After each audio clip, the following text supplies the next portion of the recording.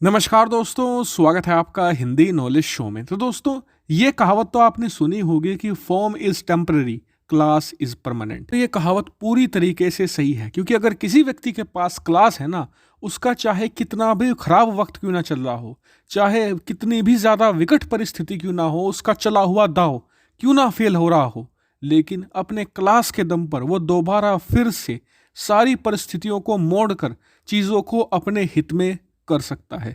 अजीत डोभाल ने भी यही साबित किया है। आपको पता ही होगा कि अफगानिस्तान को लेकर अजीत डोभाल की कितनी ज्यादा आलोचना की गई थी जब तालिबान ने अफगानिस्तान पर कब्जा कर लिया था, कि अजीत डोभाल ने भारत को फंसवा दिया, उनकी सारी रणनीति फेल हो गई। लेकिन आज उन्होंने एक बार फिर से अपनी क्लास दिखाई है और अफगानिस्तान के अंदर जिस हिसाब से चीजों को मोड़ना शुरू कर दिया है ना, ये पाकिस्तान और चीन के गठबंधन से रोके नहीं रुक रहा। और पाकिस्तान के न्यूज़ चैनल पर बैठकर पाकिस्तान के बड़े बड़े एक्सपर्ट ये बात एक्सेप्ट कर रहे हैं कि अफगानिस्तान के अंदर जिस हिसाब से हम खुश हो रहे थे ना अब से एक महीने पहले तक कि भारत को हमने अफगानिस्तान से खदेड़ दिया, भारत का इन्फ्लुएंस ख़त्म कर दिया, जिससे कि भारत पाकिस्तान के खिलाफ कुछ नहीं कर पाएगा, वो चीज़ें अब ठंडी पड़ चुकी हैं। भारत एक बार फिर से अपना इन्फ्लुएंस गेन करना शुरू कर चुका है अफगानिस्तान में, और जो मोमेंटम है वो अब पाकिस्तान और चीन के हाथ से फिसल कर भारत के हाथ में आ चुका है। और इसका सिर्फ और सिर्फ एक कारण है, अजीत डोभाल की रणनीतियां, जिन्होंने अफगानिस्तान के बड़े गेम में भारत की फिर से एंट्री करवा दी है। दरअसल हुआ कुछ ऐसा है कि भारत ने हाल ही में दिल्ली डायलॉग के तहत अफगानिस्तान के पड़ोसियों समेत बड़े देशों की एनएससी की बैठक बुलाई थी आज, और उसमें रूस, तजिकिस्तान, तुर्कमेनिस्तान, ईरान समेत जो अफगानिस्तान के सारे पड़ोसी देश हैं सब शामिल हुए थे।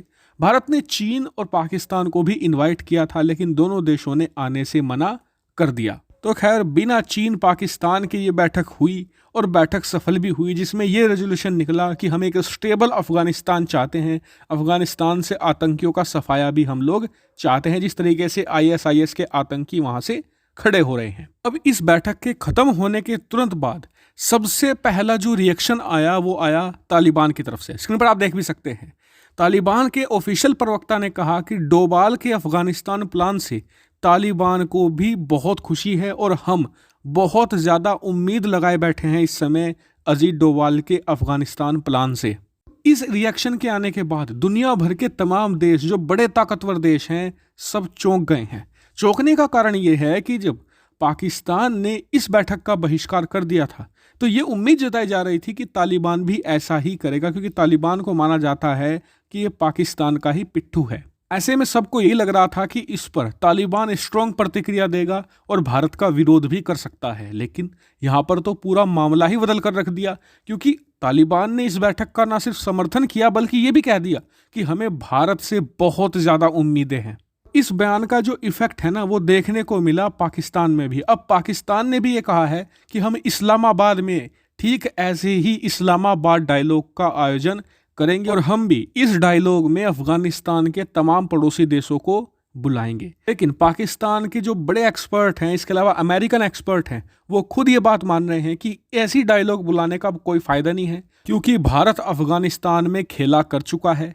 ये डायलॉग तो भारत की रणनीति का एक अहम हिस्सा था। भारत बैक चैनल के जरिए भी अफगानिस्तान में बहुत सारी चीज़ों को जरूर कर रहा है। इसीलिए आने वाले समय में अफगानिस्तान के अंदर आपको अजीत डोभाल की रणनीति का बेहतरीन नमूना देखने को पूरी तरीके से मिलेगा।